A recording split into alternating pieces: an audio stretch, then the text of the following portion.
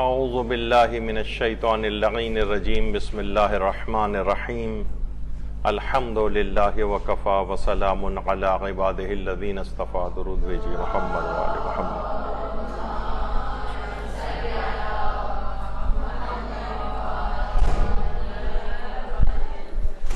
سب سے پہلے تو آپ سب لوگوں کو ولادت باسعادت حضرت حجت بہت بہت مبارک ہو۔ 1192 سال ہو گئے، اس کی اپنی ایک خوشی ہے، لیکن اس کے ساتھ ایک غم جڑا ہوا ہے کہ اتنے عرصے سے کسی زمانے میں لوگوں کا امام موجود ہو، اور بہت نامانوس ہے یہ بات کہ ان تک رسائی ہماری نہ ہو سکے۔ تو بہرحال اس خوشی کے ساتھ یہ غم بہرحال اپنی جگہ پر جڑا ہوا ہے۔ اب کیونکہ ظہور امام زمانہ علیہ الصلاۃ والسلام ہوگا، اللہم صلی علی محمد وآل محمد،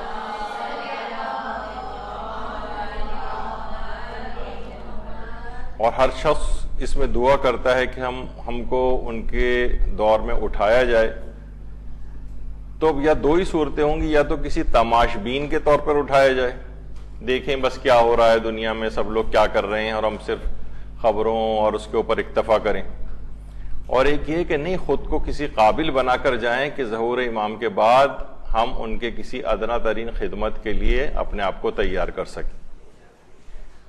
تو کچھ طریقے ہم آج ذکر کریں گے، اگرچہ بہت تفصیلی موضوع ہے، لیکن ایک احساس صرف پیدا ہو جائے کہ ہمیں کیا کرنا چاہیے۔ تو بہرحال دیکھیے، ایک حدیث ہے پیغمبر اکرم صلی اللہ علیہ وآلہ وسلم کی،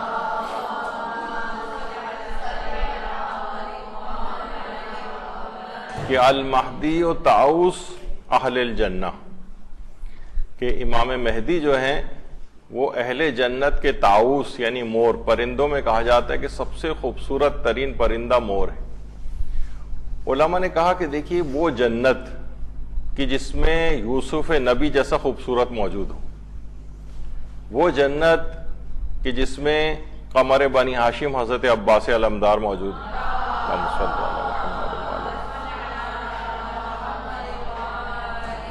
وہ جنت جس میں شبیہ پیمبر حضرت علی اکبر جیسا حسین جوان موجود،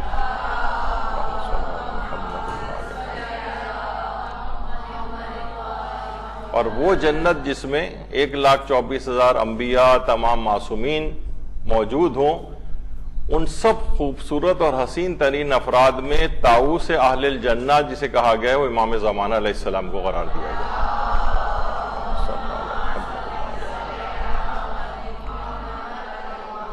تو کس قدر عظمت ہے امام زمانہ کی، کس قدر خوش نصیب ہیں ہم کہ ہم ان کے دور کے اندر سانس لے رہے ہیں، ان کی حکومت میں زندگی گزار رہے ہیں۔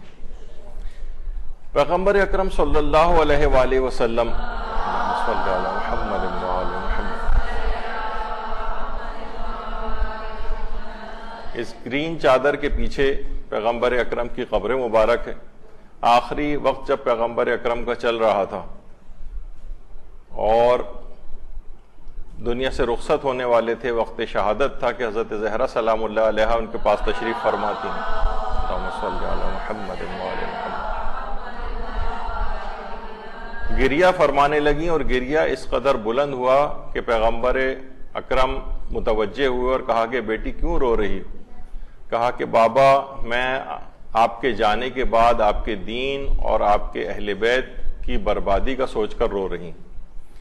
تو پیغمبر اکرم نے فوراً ایک دوسرے نقطے کی طرف متوجہ کیا اور کہا کہ اے بیٹی، ابشری یا فاطمہ فإن المہدی منکا، اے فاطمہ خوش ہو جائیے، یقیناً حضرت مہدی آپ سے ہیں۔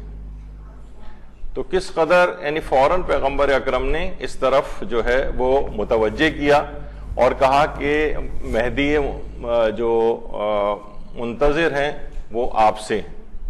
اور آیت اللہ صافیہ گل پائیگانی نے بھی باقاعدہ اس متعلق جو ہے یہی بات ارشاد فرمائی ہے، اور اسی حدیث کا حوالہ دیا ہے کہ اے فاطمہ، میں تمہیں بشارت دیتا ہوں کہ مہدی تم میں سے ہیں، یعنی پیغمبر اکرم ان کو آئندہ آنے والے مصائب کے لحاظ سے تیار کر رہے تھے، اور امام زمانہ علیہ السلام کے لیے ان کو ایک خوشخبری دے رہے تھے کہ وہ ایک آئے گا جو کہ ان تمام مظالم کا انتقام لے گا. یعنی اس زمانے سے امام زمانہ علیہ السلام کی کس قدر جسے کہا جائے حیثیت کو بیان کیا جا رہا تھا کہ اے فاطمہ آپ کو خوشخبری ہو کہ مہدی آپ ہی سے ہوں گے. اور خود امام زمانہ علیہ السلام کا ارشاد ہے کہ فی درود بھیجئے محمد و آل محمد.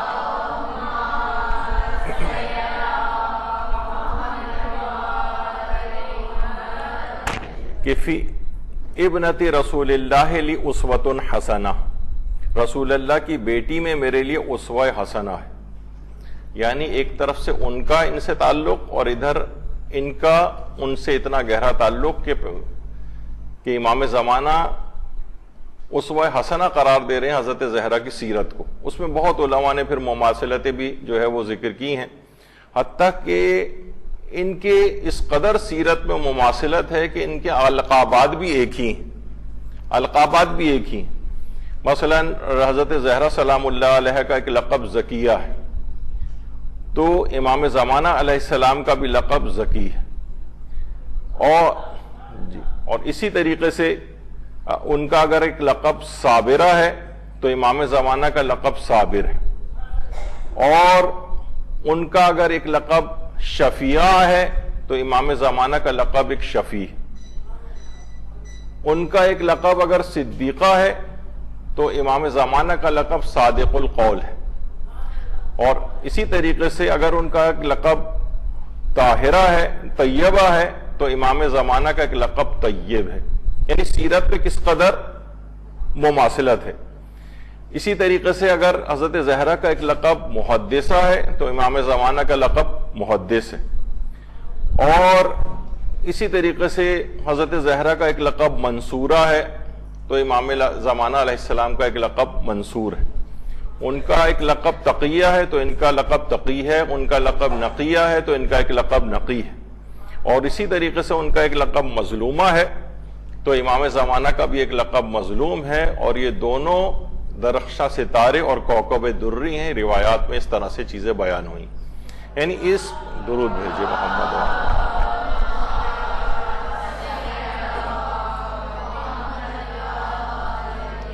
یعنی اس قدر سیرت کی پیروی اور اسوہ حسنہ قرار دیا ہے امام زمانہ نے حضرت زہرا کی سیرت کو کہ اس قدر القابات بھی آپس میں ملتے جلتے. تو بہرحال یہ عظمت ہے.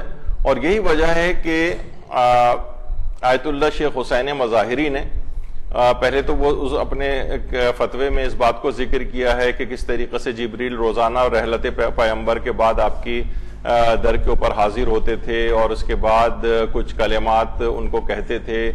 وہی تمام چیزیں جو حضرت جبریل فرماتے تھے اللہ کی طرف سے حضرت زہرا امیر المومنین کو سناتی تھیں. آپ ایک ایک کر کے ان کو لکھتے جاتے تھے یہاں تک کہ ایک پورا مصحف فاطمہ کے نام سے ایک صحیفہ تیار ہو گیا جو تمام ائمہ کے پاس منتقل ہوتا رہا یہاں تک کہ آج کل وہ صحیفہ امام زمانہ علیہ السلام کے پاس ہے.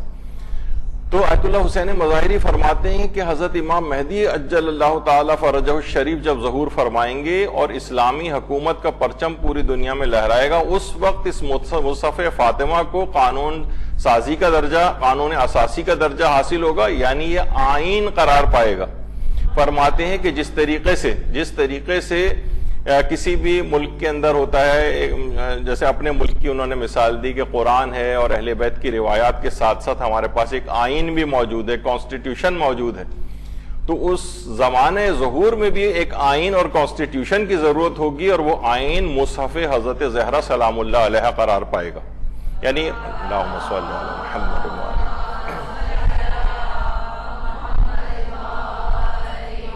یعنی اس قدر اسوہ حضرت زہرا کی پیروی ہوگی کہ حضرت زہرا سے جو منسوب صحیفہ ہے امام اسی کو کانسٹیٹیوشن قرار دیں گے اس عالمی حکومت کا جو وہ قائم کریں گے. کتنا ان دونوں کے اندر مماثلتیں ہیں حضرت زہرا سلام اللہ علیہ اور امام زمانہ علیہ السلام کی سیرت.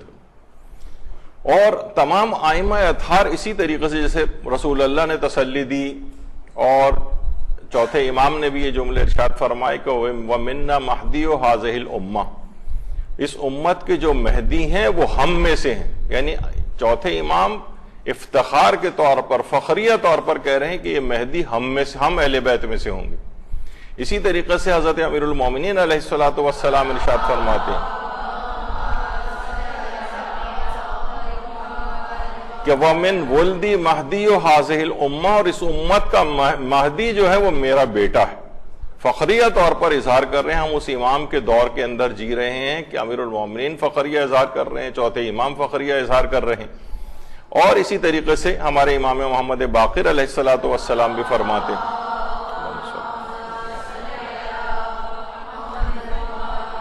کہ اگر میں اس زمانے میں موجود رہا تو میں اپنی جان کو صاحب امر سے مخصوص کر دوں گا. اس سے اندازہ لگائیں دیگر ائمہ کیا فرماتے ہیں. امام موسیٰ کاظم علیہ السلام فرماتے ہیں اللہم صلی علی محمد وعلی محمد کہ میرے والد امام مہدی پر قربان جو رات کو سجدہ اور رکوع کے ذریعے صبح تک گزارتے ہیں. یعنی فخریہ طور پر تمام ائمہ اس بات کا اظہار کر رہے ہیں.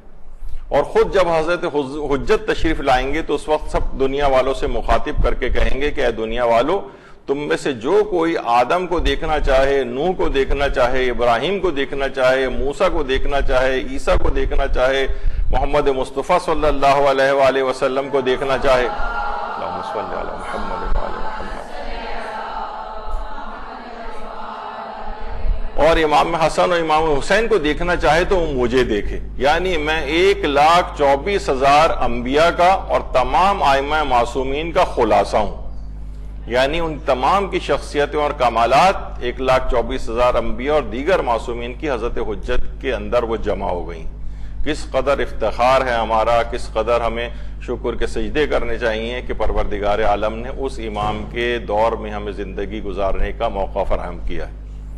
یعنی حضرت حجت خود اپنی اہمیت کا احساس بتا رہے ہیں کہ تمام انبیاء کا نام لے کر کہ یہ تمام انبیاء، اور پھر رسول اللہ کا بھی نام لیا، امیر المومنین کا بھی، امام حسن و حسین، یعنی تمام ائمہ کا بھی خلاصہ جو ہے وہ میری شخصیت کے اندر تم دیکھ سکتے ہو. اور جب بھی تمام شیعہ سنی مفسرین جو ہیں وہ اہل سنت کا بھی اسی کے اندر کافی اس میں جو باتیں پائی جاتی ہیں کہ قرآن میں تقریباً 250 سے لے کر 260 آیات قرآنی کا تعلق امام مہدی علیہ الصلوۃ والسلام سے. تو ایک بڑی زبردست، ایک انتہائی عظیم ترین ایک شخصیت ہے جس کے دور میں ہم زندگی گزار رہے ہیں.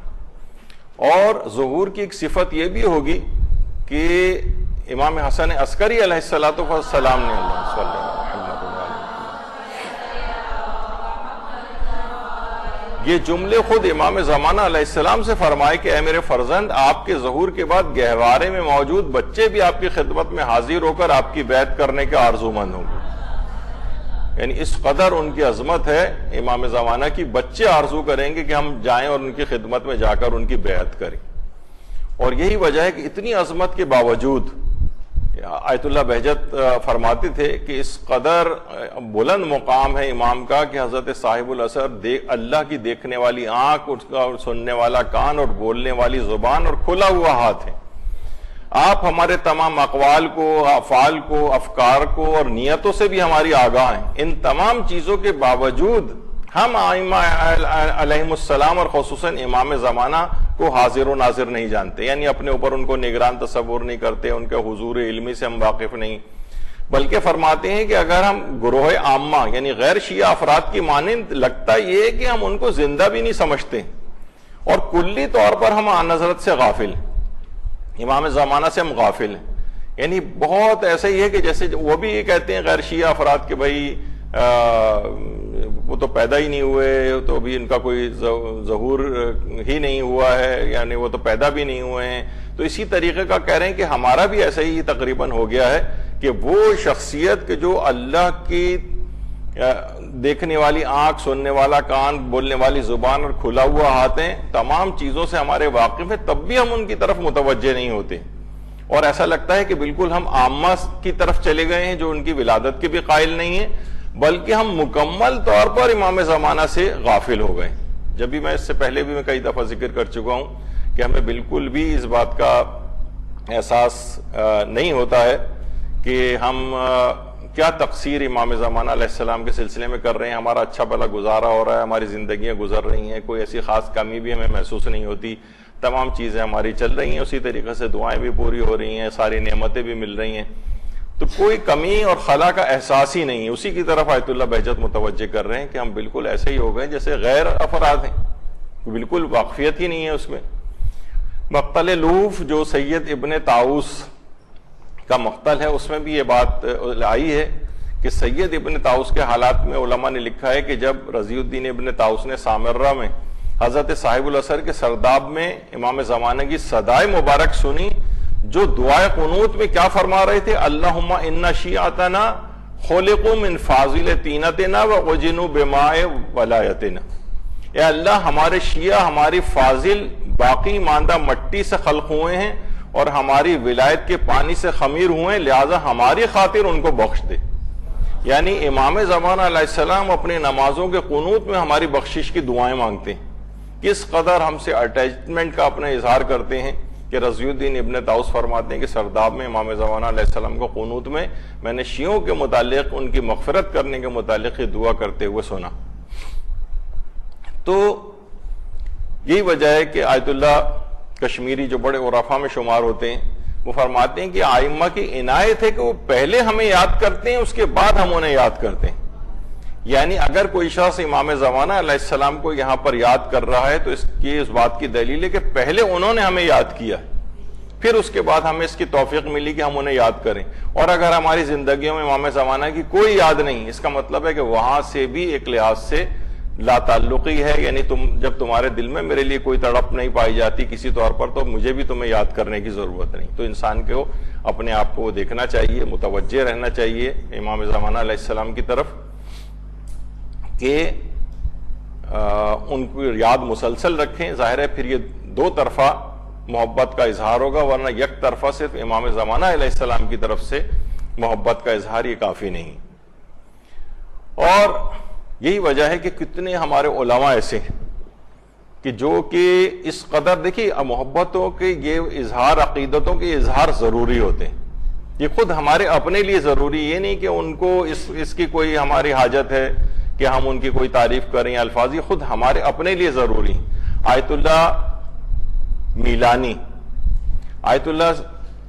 میلانی جو تھے, کتنے بڑے علماء, آیت اللہ خوئی کے بھی اساتذہ میں شامل تھے, بڑے بڑے فقہا کے استاد تھے. یہ جب اپنی اس پہ بیٹھا کرتے تھے مسند پر اور فتاوے وغیرہ دینا اور اپنی تحقیقات وغیرہ, تو انہوں نے جس جگہ پہ بیٹھتے تھے وہاں سر پر اپنے ایک بینر لگایا ہوا تھا کہ یا صاحب العصر والزمان, یہ لکھا ہوا تھا نام امام کا, اور نیچے ایک چیز لکھی ہوئی تھی کہ بالائے سرم نام تو را نقش نمودم, یعنی کہ سر من بفدائے قدم تو. میں نے آپ کا نام اپنے سر کے اوپر جو نقش کر کے لگایا ہوا ہے, اس کے معنی یہ ہیں کہ آپ کے قدموں تلے میرا سر فدا ہو جائے. یہ لکھ کے باقاعدہ یہ جو ہے انہوں نے لکھ کے لگایا ہوا تھا, اور جس جگہ بیٹھتے تھے امام زمانہ علیہ السلام سے اپنی عقیدت اور اپنی محبت کا اظہار کرتے تھے. اس کا بہت زیادہ ضروری ہے خود ہماری اپنی زندگیوں کے لیے, تاکہ یہ یاد ہماری دماغ سے محو نہ ہونے پائے. یعنی ہر وقت ہم اس طرح سے روزانہ جب اس کے اوپر نگاہ پڑے گی تو خود بخود انسان کا دل امام زمانہ کی طرف, ان کی یاد کی طرف آئے گا, راغب ہوگا, بار بار متوجہ ہوگا. اور یہی وجہ ہے کہ دعا عہد میں بھی یہ جو بات آئی ہے, اور زمانے کے امام کے دیدار کو میری آنکھوں کا سرما بنا دے. جب اس دعا عہد جس کو روز پڑھنے کی ایک لحاظ سے تاکید آتی ہے کہ اس کے اندر یہ جملہ آ رہا ہے کہ اور زمانے کے امام کے دیدار کو میری آنکھوں کا سرما بنا دے. کس قدر ایک محبت کا, شوق کا اظہار کیا جا رہا ہے امام زمانہ علیہ السلام کے سلسلے میں. آقا سید ہاشم حداد آیت اللہ سید علی آقا قاضی کے شاگرد تھے اور بڑے عرفاء میں شمار ہوتا تھا. یہ فرماتے تھے, یہ ہمیشہ ان کی دلی توجہ مکمل طور پر حضرت ولی اثر کی طرف دل ان کا متوجہ رہتا تھا, اور کبھی ان کی زبان سے دعائے فرج ختم ہی نہیں ہوتی تھی. الہی عظم البلاؤ دعائے فرج, اٹھتے بیٹھتے ہر حال میں ان کی زبان پر صرف یا صاحب الزما ہوتا تھا. یہ ہاشم حداد کون تھے؟ آیت اللہ علی آقا قاضی کے شاگرد. اگرچہ فقیہ تو نہیں تھے, یعنی مقلد تھے, لیکن بہرحال ایک علمی اور عرفانی طور پر بہت روحانی ان کی بڑی کرامات بھی ہیں اور بڑے عرفاء میں ان کا شمار ہوتا ہے. اور آقا سید ہاشم حداد ان کے والد بھی ہندوستانی تھے، یعنی اس زمانے میں تو انڈیا پاکستان الگ نہیں ہوا تھا، اور یہ تقریباً 26 سال آیت اللہ علی آقا قاضی کی شاگردی میں رہے تھے اور بڑے عرفانی مقام کو انہوں نے حاصل کیا تھا. پچھلی دفعہ بھی علی ابن مہزیار کے واقعے میں بتایا تھا کہ ان کے والد بھی ہندوستانی تھے، ہاشم حداد کے والد بھی ہندوستانی تھے. مقصد یہ کہ یہ نہیں ہمارے علاقوں کے رہنے والے افراد تھے، لیکن یہ کتنے بڑے بڑے مقامات پر یہ افراد فائز ہوئے. ہر وقت ان کی زبان پر امام زمانہ علیہ السلام کا نام، ہر وقت ان کے لیے دعائے فرج، یعنی کبھی ان کی زبان پر یہ تذکرے ختم ہی نہیں ہوتے تھے. دیکھیے ایک چیز اور بھی ہے نا، جیسے آپ سنتی ہیں کہ جس وقت انسان حالت احرام میں ہوتا ہے تو وہ حالت احرام میں جس وقت سواری کے اوپر چڑھے تو لبیک کہے، جس وقت وہ سواری سے اترے تو لبیک کہے، جس وقت اونچائی کے اوپر چڑھ رہا ہو تو لبیک کہے، نیچے اترائی میں ہو تو لبیک کہے، جب بھی اس کی حالت میں تبدیلی ہو وہ لبیک کہے. یعنی اتنی دفعہ لبیک اس کے اندر کہنا ہوتا ہے. تقریباً یہی کیفیت آیت اللہ بہجت نے ایک بہت زبردست قسم کا نسخہ بتایا ہے کہ اگر انسان اس کے اوپر عمل کر لے تو وہ فرماتے ہیں شیطان کی تو اس کی زندگی میں کوئی حیثیت اور وہ باقی نہیں رہے گی، اور بالکل اس کے تمام مکر و فریب سے انسان محفوظ ہو جائے گا. فرماتے ہیں کہ ذرا سی حرکت کرو تو کہو یا صاحب الزماں، بیٹھ رہے ہو تو کہو یا صاحب الزماں، کھڑے ہو رہے ہو تو کہو یا صاحب الزماں. صبح اٹھنے کے بعد ادب سے کھڑے ہو کر دن کا آغاز اپنے امام کو سلام کے ساتھ کرو. رات کو سونے سے پہلے اپنے سینے پر ہاتھ رکھ کر پہلے امام کو سلام کرو، پھر سویا کرو. اپنے شب و روز اپنے محبوب کی یاد میں اس طرح سے بسر کرو. اگر ایسا ہو جائے تو پھر تمہاری زندگی میں شیطان کے لیے کوئی جگہ نہیں بچے گی، پھر تم کوئی گناہ ہی نہ کر پاؤ گے اور ہمیشہ امام کی ضمانت میں رہو گے. اللہم صلی علی محمد.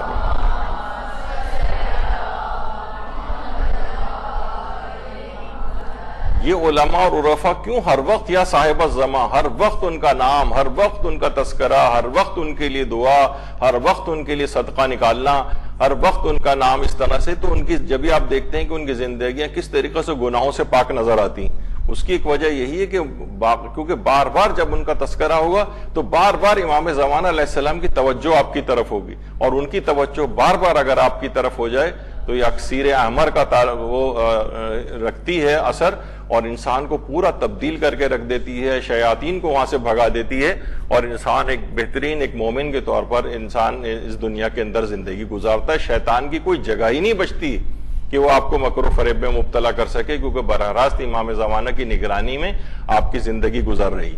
جیسے میں نے ابھی اس سے پہلے کہا کہ جب انسان حالت احرام میں ہوتا ہے تو بار بار تلبیہ جس طریقے سے پڑھتا ہے تو سوچئے کہ یہ محبت کا جو احرام ہم نے امام زمانہ علیہ السلام کا پہنا ہے، تو اس کا تلبیہ یہی ہے کہ بار بار ان کا نام یا صاحب الزماں یا صاحب الزماں یہ ہماری زبان کے اوپر آتا جائے.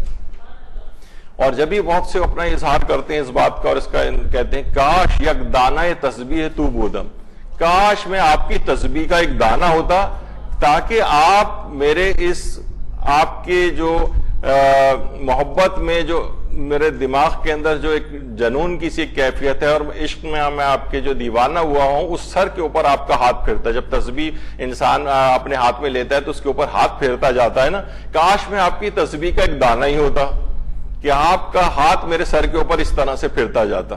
تو لوگ اس طرح سے اپنے عشق کا اظہار امام زمانہ علیہ السلام سے کرتے ہیں. کتنے ایسے افراد ہیں جو اپنے گھروں کے دروازوں کے اوپر یا صاحب الزماں لکھتے ہیں، بار بار جب بھی آتے جاتے نگاہ ان کی پڑے امام زمانہ کی ان کو یاد آئے.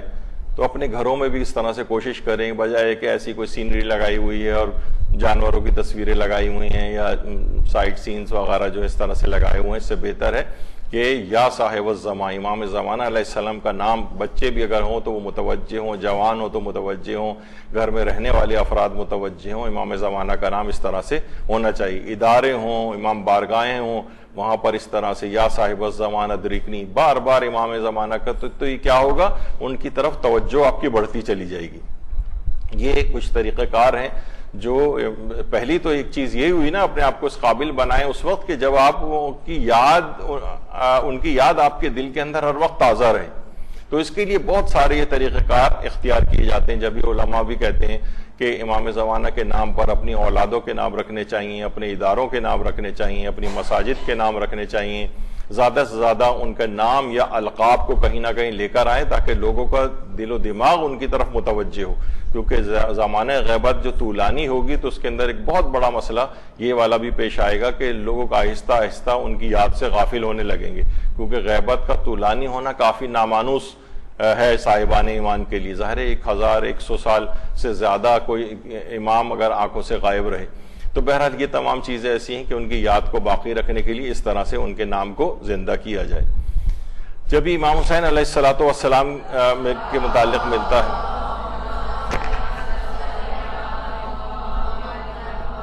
کہ قوم کے ایک عالم دین سے عالم مکاشفہ میں فرمایا تھا، یعنی جاگتی آنکھوں اور سونے کے درمیان کی کیفیت ہوتی ہے مکاشفہ۔ اس میں فرمایا کہ ہمارے مہدی اپنے زمانے میں مظلوم ہے، جہاں تک ہو سکے مہدی کے متعلق بیان کرو اور لکھو، اگر اس معصوم شخصیت کے بارے میں کچھ کہا تو گویا تم نے تمام معصومین کے بارے میں کہا ہے، یعنی گویا تم نے تمام معصومین کا حق ادا کر دیا۔ تو معصومین کے متعلق، امام زمانہ کے متعلق بولنا چاہیے، ان کے متعلق لکھنا چاہیے، اپنی تقریر کا ایک حصہ چاہے آپ مجالس ہی کیوں نہ پڑھ رہی ہوں 5 سے 10 منٹ امام زمانہ علیہ السلام کے لیے مخصوص کر دینا چاہیے، کیونکہ بہت آج کل کے زمانے میں اس کے اندر ہے، اور ابھی آگے چل کر بھی میں اس کا ذکر کروں گا کہ بڑے سازشی انداز میں صاحبان ایمان کے دماغوں کو مسموم اور مشکوک بنایا جا رہا ہے امام زمانہ کے سلسلے میں، اور بعض امامہ پہننے والے افراد بھی اس کے اندر یعنی جو آ کر اس فتنہ انگیزی کا جو شکار ہو رہے ہیں اور بہت اس طرح کی انحرافات لوگوں کے اندر پھیلا رہے ہیں، ابھی آگے چل کر ذکر ہوگا۔ جرائی از دریا، جرا کہتے ہیں گھونٹ کو، دریا کے پانی کا ایک گھونٹ۔ آیت اللہ سید موسیٰ شبیری زنجانی ماشاءاللہ سے حیات علماء میں سے ہیں، اور تقریباً 101 یا 102 سال کی عمر ہو چکی ہے، اور ان کی جو ان کے اقوال اور ان کی مختلف نگارشات کو جو جمع کیا گیا تو اب تک تقریباً 4 والیوم جرائی از دریا کے نام سے جو چھپ بھی چکے ہیں۔ اس میں آیت اللہ موسیٰ شبیری زنجانی یہ بات فرماتے ہیں کہ آیت اللہ حسین بروجردی یہ جب بروجرد میں تھے تو اس زمانے میں وہاں بہائی فرقہ بہت ہی اپنا کام کر رہا تھا، تبلیغات کر رہا تھا۔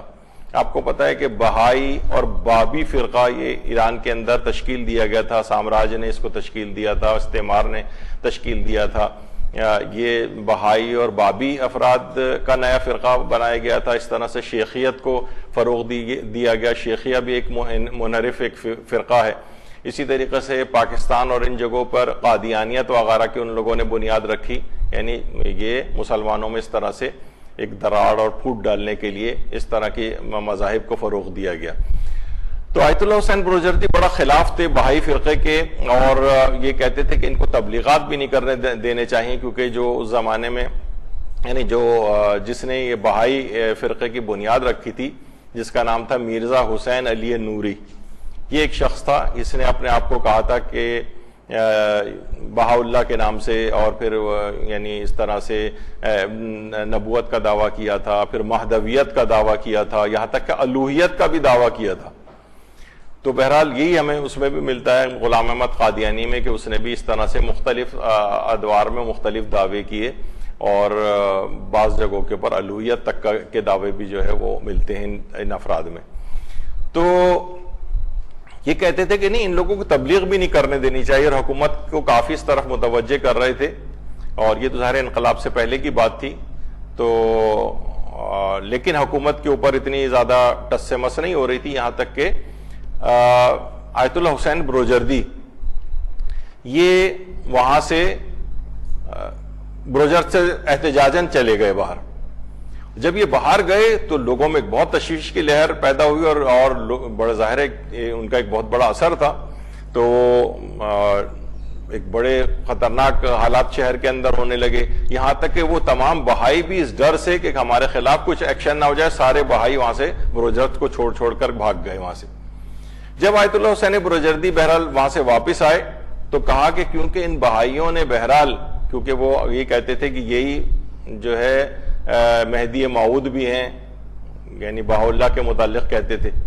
تو اتنا انہوں نے کہا کیونکہ ان لوگوں نے کافی یہاں پر کام کیا ہے اور اس کا اثر بھی کچھ لوگ گمراہ بھی ہوئے ہیں. اب میرا فریضہ یہ بنتا ہے کہ میں پورے رمضان امام زمانہ علیہ السلام کے لیے مستقل ان کے موضوع کے اوپر خطاب کروں گا، لوگوں کے شبہات دور کروں گا. تو بہرحال یہ کیونکہ زمانہ یہ بھی تقریباً اس انداز کا ہو گیا ہے کہ امام زمانہ کے متعلق شکوک و شبہات پیدا کیے جا رہے ہیں. جب یہاں پر آپ نے دیکھا کہ یہاں پر مولانا ڈاکٹر شیخ محمد علیم صاحب قبلہ، ان کو بھی ہم نے یہ اسی طرح کا ایک موضوع جو ہے وہ اس سے خطاب فرما رہے ہیں، مختلف اعتراضات کے جو جوابات یا امام زمانہ علیہ السلام کے سلسلے میں. اور مدرسے کے چینل کے اوپر تقریباً 300 کے قریب دروس امام زمانہ کی شخصیت اور ان کے مختلف پہلوؤں اور اعتراضات کے جوابات کے سلسلے میں آلریڈی اپلوڈڈ ہیں. آپ بھی زیادہ سے زیادہ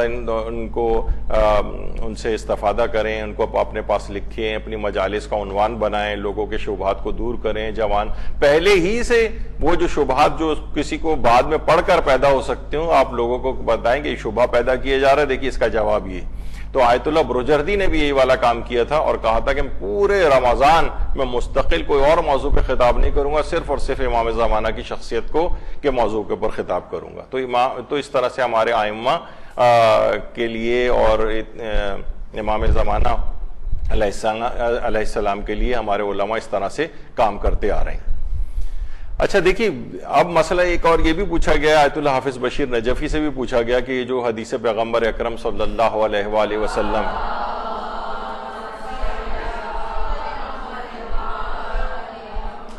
کہ من ماتا ولم یعرف امام زمانہ ہی ماتا میتۃ جاہلیہ، کہ جو بھی اپنے زمانے کی معرفت کے بغیر، امام کی معرفت کے بغیر مر گیا، وہ جاہلیت کی موت مرا. تو کہہ رہے ہیں کہ اس حدیث کی روح سے تو جو شخص امام زمانہ کے وجود کا انکار کرے تو کیا اس پر کفر کا حکم لگایا جا سکتا ہے؟ تو جواب دیا انہوں نے کہ وہ شخص مذہب شیعہ اثنا شریعہ سے خارج ہو جائے گا، کیونکہ اب بہت سارے ایسے افراد ہیں جنہوں نے کتابیں بھی لکھی ہیں اور بڑے امام ابا قبا والے بھی تھے، اور یہاں تک کہ وہ منحرف ہو گئے دین سے اور امام زمانہ کے خلاف کتابیں لکھیں گے نہیں، ان کا کوئی وجود ہی نہیں ہے اور یہ سب خیالی باتیں، اور اس طرح سے انہوں نے کتابیں لکھی اور لوگوں کو گمراہ کیا. اور اب بھی یہ والی چیز بہت کہی جا رہی ہے کہ بھئی دیکھیے، اگر امام تو وہ ہوتا ہے جو ظاہر بظاہر ہوتا ہے، اور جو امام تو وہ ہوتا ہے جو لوگوں کی ہدایت کرتا ہے، یہ کون سا امام ہے کہ جو 1000 سال سے لوگوں کی نگاہ سے غائب ہوا ہے، وہ کب اپنے فریضہ منصبی کو ادا کر رہا ہے؟ اس کے کتنے جوابات ہمارے علماء نے دی. لیکن بہرحال یہ کہ اس طرح سے یہ شبہات لوگوں کے دل و دماغ کے اندر پیدا کیے جا رہے ہیں. تو بہرحال یہ ہے کہ وہ شیعہ اثنا شریعہ سے وہ شخص خارج ہو جائے گا. ابان ابن تغلب یہ کہتے ہیں کہ میں نے امام جعفر صادق علیہ السلام سے پوچھا کہ جو شخص ائمہ کو پہچانتا ہو، یعنی ان کی امامت کا اعتقاد رکھتا ہو، لیکن وہ امام کو نہ اپنے اس امام کو نہ پہچانے جو اس کے زمانے کا امام ہو، کیا ایسا شخص مومن کہلائے گا؟ امام نے فرمایا نہیں. ابان نے کہا کیا وہ مسلمان کہلائے گا؟ امام نے فرمایا ہاں. جب یہ آیت اللہ حافظ بشیر نجفی کا جو اس سے پہلے آپ نے فتویٰ پڑھا، انہوں نے کہا کہ سوال پوچھنے والے نے کہا کیا اس پر کفر کا حکم لگایا جائے گا؟ تو انہوں نے جواب دیا کہ نہیں، وہ شخص مذہب شیعہ اثنا شریعہ سے خارج ہو جائے گا. یعنی مسلمان تو رہے گا، کافر قرار نہیں دیا جائے گا، لیکن وہ شیعت سے خارج ہو جائے گا، شیعت سے خارج ہو جائے گا. یہی امام نے فرمایا کہ وہ مومن نہیں کہلائے گا. ہاں البتہ مسلمان کہلایا جا سکتا ہے، جس طریقے سے عامہ ہیں، یعنی غیر شیعہ ہمارے مسلمان افراد ہیں، لیکن وہ شیعت سے خارج ہے.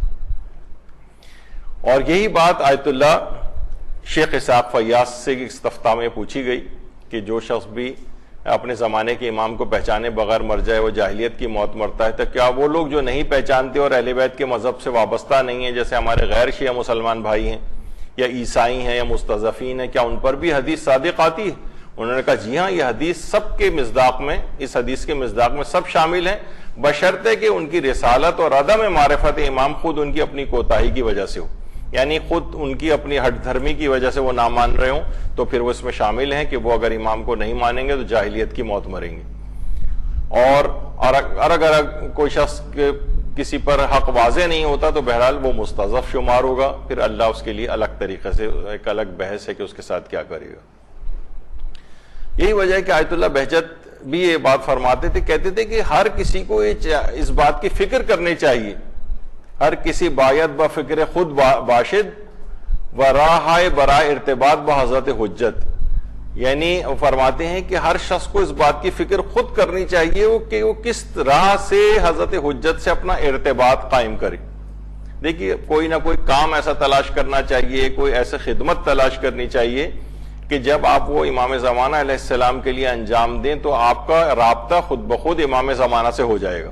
رابطے سے مراد یہ نہیں کہ کوئی ہمارے آمنے سامنے بیٹھ کے کوئی بات چیت ہوگی, ممکن ہے کبھی ایسا ہو بھی جائے اور ہم پہچانتے اس وقت نہ ہوں ان کو, ایسا ممکن ہے, لیکن اس سے معنی یہ ہے کہ امام آپ کی طرف متوجہ ہو جائیں گے, آپ کا ان سے ایک ارتباط ہو جائے گا, آپ ان کی نگاہ کرم آپ کے اوپر ہونے لگے گی, یہ اس سے مراد ہے.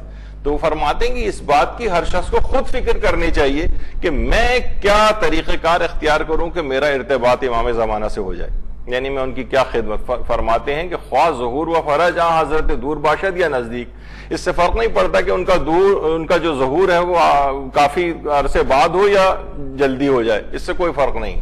ہر شخص کو اس بات کے ممکن ہے ابھی مزید 100 سال تک ظہور نہ ہو, ممکن ہے مزید 500 سال تک ظہور نہ ہو, تو ہم یہ سوچ کے نہیں بیٹھ سکتے کہ بھئی امام کا ظہور بہت دور ہے, ان سے ارتباط کا ہم کیا ابھی کریں. نہیں, ہر شخص کی اپنی ایک ذمہ داری ہے کہ کوئی نہ کوئی ایسی چیز, کوئی ایسا طریقہ کار خود ڈھونڈے کہ جس سے وہ امام زمانہ سے اپنے ارتباط کو پیدا کرے. یہ کہتے تھے کہ ہر شخص کے لیے ضروری ہے, لاپرواہی کی زندگی اسے نہیں گزارنی چاہیے اور کوئی نہ کوئی یعنی خدمت تلاش کرنی چاہیے کہ کون سی اس میں صلاحیت ایسی ہے کہ وہ حضرت حجت سے ارتباط قائم کر سکتا ہے. جبھی جو علماء ہیں آپ دیکھتے ہیں کہ وہ تلاشوں میں پھرتے ہیں, ہر وہ جگہ جو امام زمانہ سے منسوب ہیں جس سے توسل قائم ہوتا ہے, جیسے مسجد جمکران.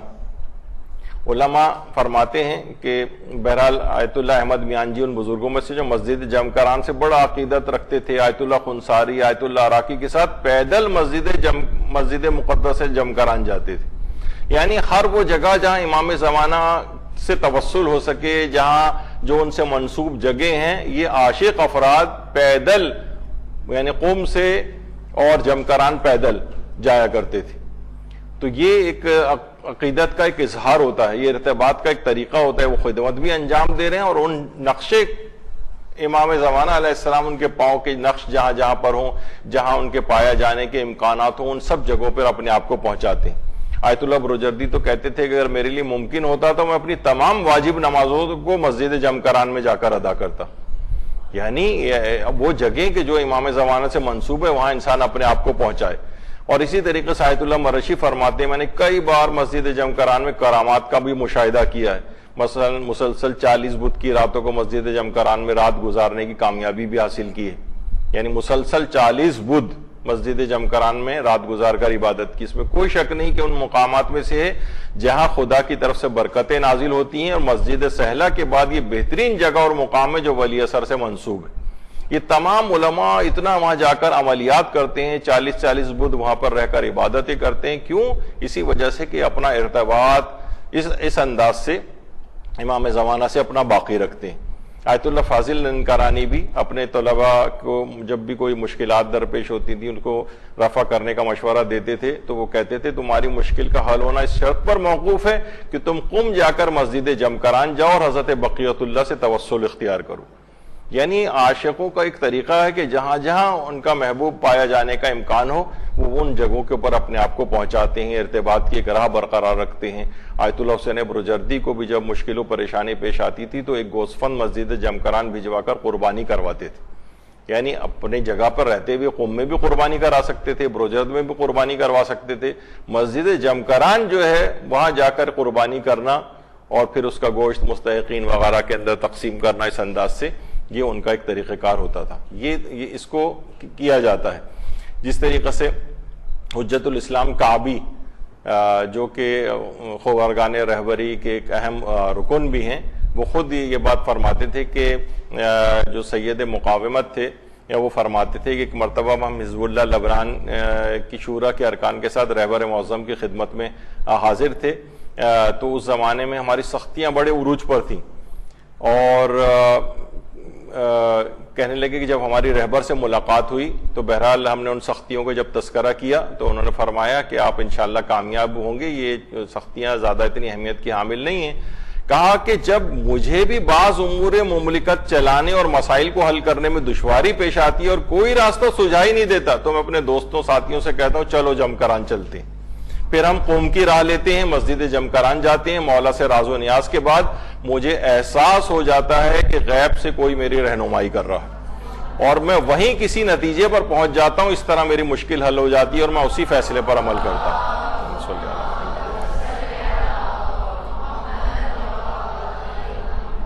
خبر گزاری حوضہ, اس کے اوپر بھی پوری اس کی حجت الاسلام کعبی کہ انہوں نے الفاظ خود رہبر معظم نے ان کے سامنے ارشاد فرمائے تھے. تو ان جگہوں سے توسل اختیار کرنا, جہاں پر امام زمانہ سے جو منسوب جگہ ہیں وہاں سے انسان کی مشکلات حل ہوتی ہیں, تو یہ تمام چیزیں ایسی ہیں کہ وہاں پر اس انداز سے جایا جاتا ہے.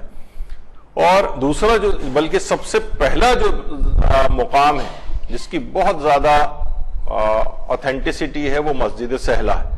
مسجد سہلہ پہلے نمبر پر ہے, اس کے بعد پھر جمکران اور جو اور مقام امام زمانہ اور پھر ہلہ کے اندر کچھ مقامات اس طرح سے کر کے وہ اس پہ بھی ہمارا یہاں پر ایک درس ہو چکا ہے کہ کون کون سی جگہ پوری دنیا میں امام زمانہ علیہ السلام سے منسوب ہیں, جہاں امام زمانہ دیکھے گئے ہیں, وہاں موجود رہتے پائے گئے ہیں.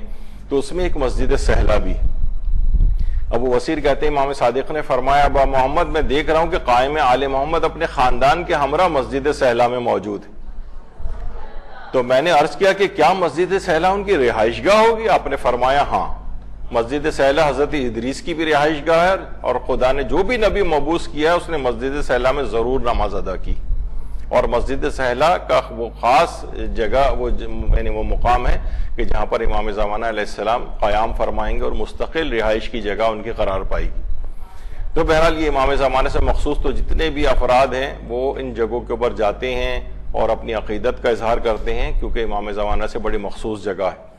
اور جو بھی 2 رکعت بھی نماز وہاں پہ پڑھتا ہے تو روایت میں ہے کہ خدا اس کے غم و الم کو دور فرما دیتا ہے مسجد مغرب, نماز مغرب و عشاء کے درمیان. اور بہرحال انبیاء کی بھی جگہ ہے. اسی مقام پہ کہا جاتا ہے کہ سور بھی پھونکا جائے گا اور 70,000 افراد بغیر کسی حساب کے اسی جگہ سے جنت کی طرف جائیں گے.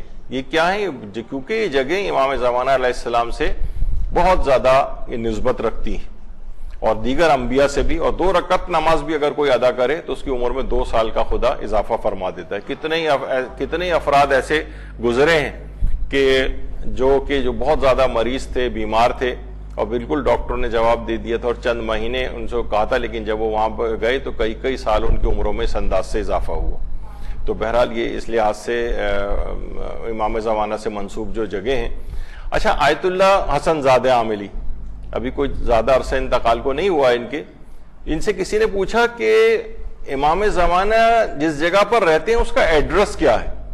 آدرس خانہ امام زمان, کہاں رہتے ہیں امام, کیسے ہم ان سے جا کر ملاقات کریں, ان کو پائیں؟ تو آپ نے فرمایا کہ امام زمانہ علیہ السلام کا ایڈریس تو قرآن کے اندر موجود ہے. سورہ قمر کی آیت نمبر 55, فی مقعد صدق عند ملیک مقتدر, کہ ہر وہ جگہ جو کہ سچائی اور درستگی کے ساتھ ہو, ہر وہ جگہ جو کہ فریب کاری اور دغا بازی سے پاک ہو, ہر وہ جگہ جہاں یاد خدا اور ذکر پروردگار ہو, حضرت حجت وہاں پر تشریف فرما ہوتے ہیں.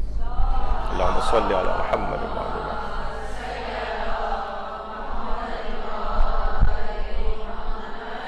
فی مقعد صدق عند ملیک مقتدر, سورہ قمر کی جو آیت ہے, یعنی سچائی کی جگہ پر اس عظیم الشان پروردگار یعنی ملیک مقتدر یعنی اس بادشاہ عظیم الشان اور صاحب اقتدار کے پاس. تو اس کو کہا گیا ہے کہ سچائی کی جگہ.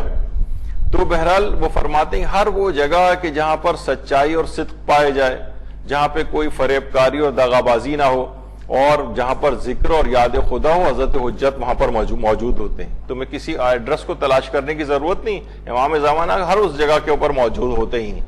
اور ہم نے جو جھوٹ والی گفتگو آئی تھی اس میں تفصیل بیان کی تھی کہ سچائی کیا ہے, کہ سچائی صرف قول میں نہیں ہوتی بلکہ فعل میں بھی ہوتی, یعنی ہر کام کو دیانتداری کے ساتھ انجام دینا. پڑھنا بھی ہے تو دیانتداری کے ساتھ، اور جناب کوئی جاب بھی کرنی ہے تو دیانتداری اور سچائی کے ساتھ، کوئی اس کے اندر جھوٹ، فراڈ، غلطی اور اس طرح کی جو چیزیں خلاف قانون، خلاف شریعت، ان تمام چیزوں سے اپنے آپ کو بچانا. ہر لحاظ سے ہر کام ہر وقت انسان جو اگر گھریلو زندگی بھی گزارے تو مکمل سچائی اور دیانتداری کے ساتھ گزارے. بس وہ ایسا ہی ہے جیسے امام زمانہ کے ایڈریس کے اوپر پہنچ گیا. تو بہرحال یہ جو انہوں نے بہت زبردست بات اس لحاظ سے کی ہے. جب یہ آیت اللہ جواد انصاری حمدانی جو عرفا میں یہ فرماتے تھے صرف سچائی اور سچائی ہے، مگر سچائی ختم ہو گئی اور چلی گئی ہے. جس راستے پر تم چلنا چاہتے ہو خدا شناسی کے راستے پر یا حضرت بقیۃ اللہ کی خدمت میں پہنچنے کے لیے، تو سوائے سچائی کے کوئی دوسرا راستہ نہیں ہے. یعنی انسان جب تک سچائی اور دیانتداری کے ساتھ زندگی نہ گزارے وہ حضرت حجت تک پہنچ نہیں سکتا ہے. یعنی اگر کسی کو بھی حضرت حجت سے اپنا ارتباط برقرار رکھنا ہو، ہر کام سچائی اور دیانتداری کے ساتھ کرے، کوئی اس کے اندر ڈنڈی نہ مارے، کوئی اس کے اندر کوئی ایسے چیز تلاش نہ کرے، کوئی غیر شرعی امور کو انجام نہ دے اس دوران، تو کہہ رہے ہیں کہ وہ پھر خود بخود امام زمانہ علیہ السلام تک پہنچ جائے گا. ان کے پاس ان کی خدمت میں پہنچنے کے لیے سوائے سچائی کے کوئی دوسرا راستہ نہیں. یہ آیت اللہ جواد انصاری حمدانی بھی فرماتے تھے، آیت اللہ حسن زادہ عاملی نے بھی فرمایا.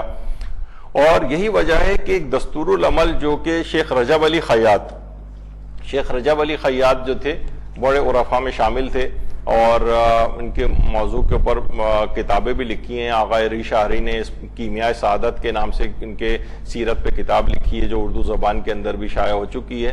وہ یہ فرماتے تھے کہ اگر کوئی قرآن کی آیت رب ادخلنی مدخل صدق و اخرجنی مخرج صدق واجعل لی من لدنک سلطانا نصیرا، پروردگار تو مجھ کو سچائی کے ساتھ چیزوں میں داخل کر اور مجھے نکالنا بھی سچائی کے ساتھ.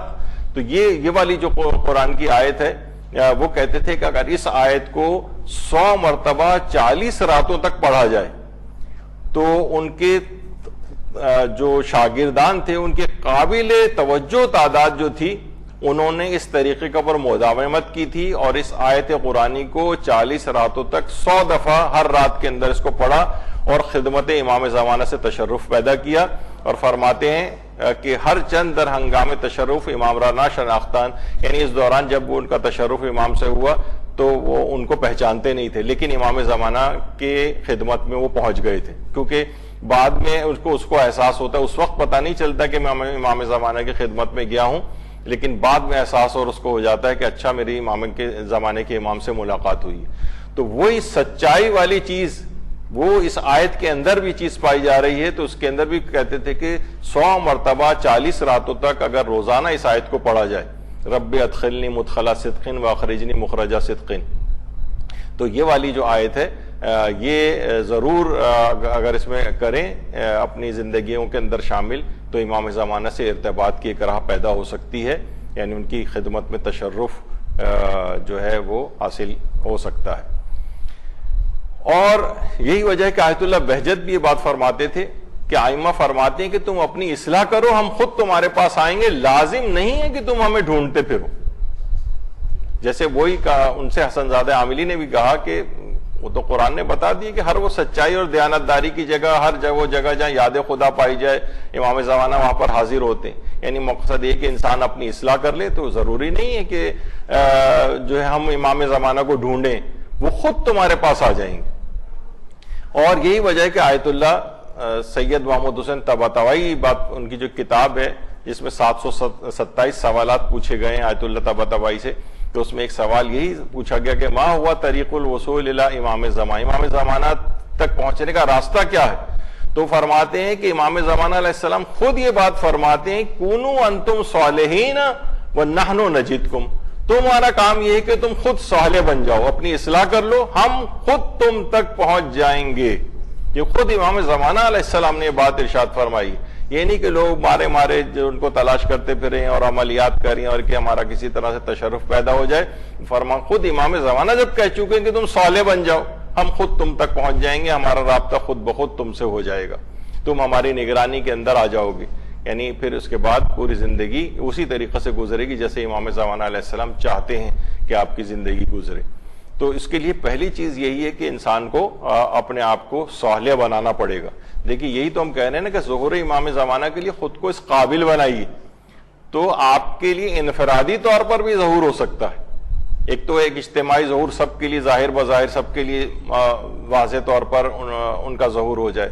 ایک یہ کہ انسان خود بھی کچھ محنت اور کوشش کر کے ان کی خدمت میں تشرف حاصل کر سکتا ہے یا ان سے کم ارتباط برقرار رکھ سکتا ہے. اور یہی وجہ ہے کہ خود امام زمانہ علیہ السلام یہ بات فرماتے ہیں, اللہم صلی علی محمد کہ اگر تم رہنمائی کے خواستگار ہوں گے تو تمہیں رہنمائی مل جائے گی, اگر ہدایت چاہو گے تو تم ہدایت کو پالو گے, اور ہر تلاش کرنے والا اپنی گمشدہ متا کو بالآخر پا لیتا. تو اگر یعنی رہنمائی کی تم خواہش رکھو گے تو تمہیں رہنمائی ملے گی, ہدایت چاہو گے تو ہدایت بھی ہماری طرف سے ملے گی. تو بہرحال یہ کہ انسان اگر ارتباط امام سے برقرار رکھے تو یہ سب چیزیں اس کو حاصل ہوتی چلی جاتی ہیں. شیخ تقی بہلول, ان کے متعلق اکثر یہاں تو بہت تفصیل سے بھی ہمارے پچھلے درسوں میں جو ہے ان کے متعلق پچھلے سالوں کے جو دروس تھے اس کے اندر تفصیل سے ان کے متعلق بات آ چکی ہے. کئی دفعہ یہ یہاں پر پاکستان بھی آ چکے ہیں, اور ان کی جو حافظہ ان کا تھا کہ خود یہ فرماتے تھے کہ پوری دنیا میں میرے جیسا حافظہ کسی کا بھی نہیں. 2 لاکھ اشعار تو ائمہ کی فضیلت میں ان کو ویسے ہی یاد تھے. اس کے علاوہ قرآن حفظ تھا, صحیفہ کاملہ حفظ تھی, اس کے علاوہ نہج البلاغہ حفظ تھی, صحیفہ سجادیہ حفظ تھا, اور بے شمار اس طرح سے ان کی چیزیں, پوری زندگی بڑی مجاہدانہ ان کی جو ہے گزری ہے. یہ ایک جملہ ارشاد فرماتے تھے, کہتے تھے کہ امام زمانہ سے ملاقات ہمارے لیے اتنی اہم نہیں ہے جیسے کہ ہم سمجھتے ہیں کہ امام زمانہ کو دیکھنا ہمارے لیے اہم ہے, بلکہ کہتے تھے سب سے زیادہ اہم یہ ہے کہ امام زمانہ ہمیں دیکھیں, یعنی امام اپنی اپنائیت کی نگاہ ہم پر ڈالیں. کہتے تھے بہت سارے لوگوں نے مولا علی کو دیکھا تھا لیکن کبھی علی نے ان کی طرف نہیں دیکھا تھا. کہتے ہیں اس کا نتیجہ پتہ ہے کہ اس کا کوئی فائدہ نہیں. منافقین حضرت کیا ہر وقت مدینے میں رسول اللہ کے سامنے نہیں بیٹھے ہوتے تھے, کوئی فائدہ نہیں پہنچتا تھا ان کو اس دیکھے جانے سے. اور جو ویسے قرن جس نے ایک دفعہ بھی نہیں دیکھا لیکن پیغمبر کی سیرت پہ عمل کیا, تو پیغمبر نے ان کے متعلق وہی جملے ارشاد فرمائے کہ مجھے عدن سے خدا رحمان کی خوشبو آتی. تو وہ فرماتے تھے یہ اتنی اہم بات نہیں کہ آپ کہیں کہ بھئی جیسے کہیں سے آپ کو امام زمانہ کا فوٹو مل جائے. آج بھی عراق ایران کے اندر آپ نے دیکھا ہے ائمہ کے کچھ خیالی فوٹوز وغیرہ ہیں, تو وہ اگر مل جائے تو ہم یعنی دیکھنے سے ہمیں ظاہر ایک سعادت تو اپنی جگہ پر ہے امام زمانہ کی زیارت یقیناً, لیکن اصل جس نقطے کی طرف متوجہ کرنا چاہ رہے ہیں وہ یہ ہے کہ اصل بات یہ کہ امام زمانہ آپ کو تو دیکھیں اور متوجہ ہوں, وہ آپ کو دیکھ کر خوش ہوں کہ دیکھو یہ کیسے میری پیروی کرنے والا ہے, سوائے کہ صرف فوٹو کی طرح سے ان کو دیکھنا یہ یعنی اتنی اہم بات نہیں جتنی اہم یہ ہے کہ امام زمانہ ہم پر اپنائیت کی نگاہ ڈالیں. اور آقا تقی بہلول بڑی اپنی زندگی بھی انہوں نے بڑی ویسی گزاری, اور پوری زندگی یعنی ان کی جو خوراک تھی یہ صرف یا تو سلاد وغیرہ کے وہ پتے وغیرہ وہ کھاتے تھے, یا صرف روٹی کے ساتھ دہی کھاتے تھے, بس روٹی کے ساتھ دہی. بہت سادہ زندگی انہوں نے گزاری اور بڑی ایک مجاہدانہ زندگی گزاری. اور ان کی مرحوم بیوی کے خواب میں جو آئی تھی, اور ایک بہت ہی تفصیلی واقعہ وہ ہم نے یہاں پر پڑھا بھی تھا, بہت ہی دلچسپ, اور ان کی اپنی بیوی کے ساتھ غیبت والے بلکہ جو ہمارے درس ہوئے تھے ساتھ, نہ جانے کیوں میرے دماغ سے وہ اسکپ بھی ہو گیا وہ واقعہ, ورنہ وہ بہت اپروپریٹ تھا کہ وہ واقعہ تفصیل کے ساتھ اس میں سنایا جاتا, جو صرف غیبت ہی سے متعلق تھا. اور عالم برزخ سے ان کی بیوی ان کو یہی کہنے کے لیے آئی تھیں کہ اس زمانے میں مجھ سے کچھ غیبتیں ہوئیں اپنے علاقے میں جن سے میں معاف نہیں کروا سکی لوگوں سے, تو بہرحال اگر آپ جائیں اور وہاں لوگوں سے معافی مانگ لیں تو ایک عذاب مجھ پر سے برطرف ہو سکتا ہے. بڑی ایک تفصیل اس کی تھی. تو بہرحال یہ آیت اللہ شیخ تقی بہلول یہ فرماتے تھے کہ امام زمانہ کو دیکھنا اپنی جگہ پہ چلے اہمیت ہے, لیکن اس سے زیادہ اہم بات یہ ہے کہ امام زمانہ آپ کو دیکھیں. اور یہی وجہ ہے کہ آیت اللہ بہجت سے بھی یہ بات پوچھی گئی کہ کیا کوئی طریقہ ہے جس کے ذریعے میں امام زمانہ سے ملاقات کروں, آپ کی زیارت سے مشرف ہوں. تو آپ نے جواب دیا آپ امام زمانہ کو دیکھنے کے لیے اتنا اصرار کیوں کرتے ہیں, حالانکہ یہ بھی ایک بڑی سعادت ہے. زیادہ کوشش یہ کریں کہ حضرت حجت پر آپ کے عقیدے میں اضافہ اور وہ آپ سے راضی اور خوش ہو جائیں. دیکھے جانے سے زیادہ ان کے رضامندی اور خوشنودی اگر آپ حاصل کریں تو انشاءاللہ دیکھے جانے کی بھی آپ کی خواہش پوری ہو سکتی ہے، لیکن امام اس کے ساتھ راضی اور خوشنود بھی ہو جائیں گے۔ تو بہرحال یہ اس کی بڑی جو ہے وہ اہمیت ہے۔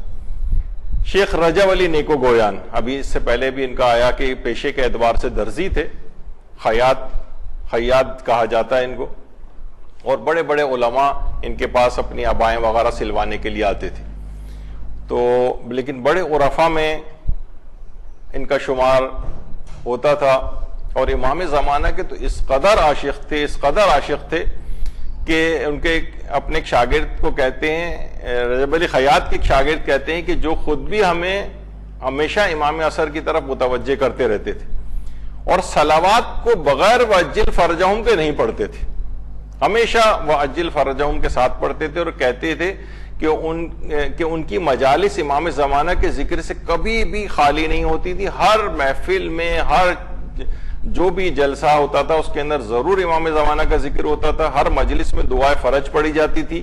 انہوں نے اپنی آخری عمر میں جب احساس کیا کہ وہ ظہور حجت سے پہلے ہی دنیا سے جا رہے ہیں، تو انہوں نے اپنے دوستوں اور رفقا کی طرف رخ کر کے کہا کہ اگر تم لوگوں کو امام کا ظہور دیکھنا نصیب ہو تو آقا کو میرا سلام پہنچا دینا۔ اس قدر ہر وقت عاشق، ہر وقت ان کا ذکر، ہر وقت دعائے فرج زبان پر، ہر وقت ان کی طرف متوجہ ہونا، ایک نشانی اس بات کی ہے، ہمیں سبق اس سے ملتا ہے کہ ہمیں بھی اسی طریقے سے امام زمانہ کے متعلق ہر وقت اپنی زبان کو ان کے ذکر سے معطر رکھنا چاہیے۔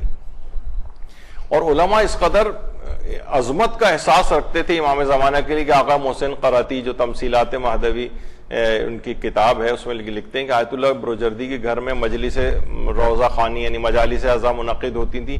ایک شخص نے ایک دفعہ کہا ان کی آمد پر کہ حضرت امام زمانہ اور آیت اللہ بروجردی کی سلامتی کے لیے صلوات بھیجیں۔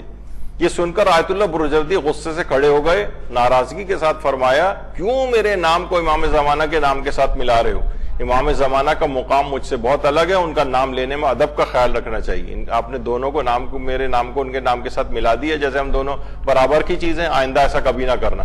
بلکہ میں نے تو اس کو ذرا مختصر کر کے لکھا ہے، جو اصل واقعہ اس کے اندر یہ کہ اس شخص کو جس نے یہ نعرہ بلند کیا تھا اس کو اپنے گھر سے بھی نکالا اور کہا کہ آئندہ اس کو دوبارہ میرے گھر میں داخل نہیں ہونے دینا۔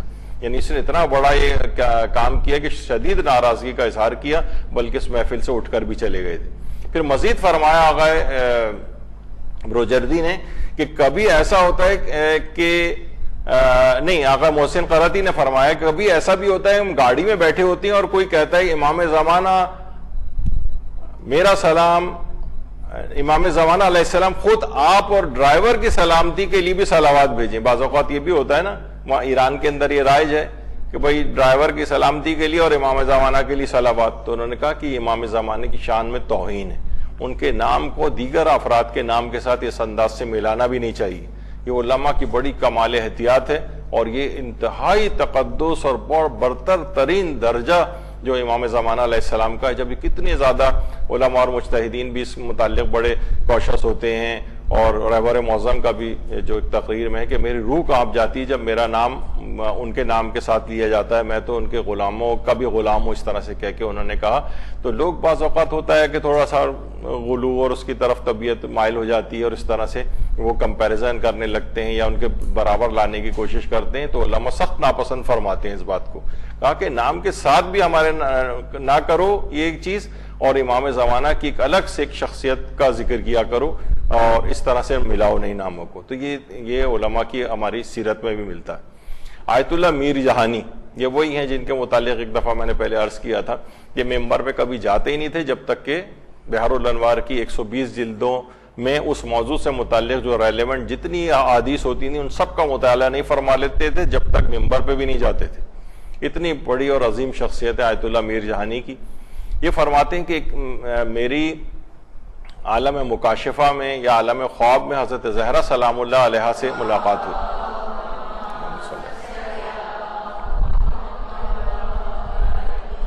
کہا کہ میری جدہ ہیں، جب ان سے ملاقات ہوئی تو 3 اشعار انہوں نے فارسی میں کہے۔ وہ فرماتے ہیں 3 میں سے 2 تو میں اٹھنے کے بعد بھول گیا، ایک شعر مجھے یاد رہا کہ وہ حضرت زہرا نے فرمایا تھا کہ دل شکست تر از من در آ زمانہ نبود، در این زمان دل فرزند من شکستہ ترست۔ میرا زمانہ وہ تھا کہ اس زمانے میں میرے دل سے زیادہ ٹوٹا ہوا دل کسی کا نہیں تھا، حضرت زہرا فرما رہی ہیں، لیکن آج کل کے زمانے میں میرے فرزند سے زیادہ شکستہ دل کسی کا بھی نہیں۔ کہ کہتے ہیں کہ یعنی امام زمانہ علیہ السلام، ظاہر ہے کہ میں نے اس سے پہلے بھی ایک دفعہ بتایا تھا، آیت اللہ زنجانی کے، سید احمد زنجانی کے حوالے سے وہ کہتے تھے کہ امام زمانہ علیہ السلام روزانہ واقعات کربلا کو 2 مرتبہ اپنی آنکھوں سے دیکھتے ہیں، کس قدر غمگین ہیں، کس قدر اذن ظہور کے منتظر ہیں کہ دنیا میں آئیں اور آ کر ظالموں سے انتقام لیں، تمام مظالم جو ہو رہے ہیں ان کی آنکھوں کے سامنے ہیں، اور کس قدر امام زمانہ کا دل غمگین اور تڑپتا ہوگا کہ اللہ کی طرف سے اذن ظہور ملے۔ تو فرماتے ہیں اس زمانے میں شکستہ ترین دل میرے زمانے میں میرا تھا، اور آج کل کا جو دور ہے اس میں سب سے زیادہ ٹوٹا ہوا دل میرے بیٹے کا ہے، یعنی امام زمانہ علیہ السلام کا۔ تو یہ آیت اللہ میر جہانی نے جو ہے جملے ارشاد فرمایا۔ اور یہ جو زمانہ ہے علی الخصوص، دیکھیے یہ چھٹے امام جعفر صادق علیہ السلام نے بھی فرمایا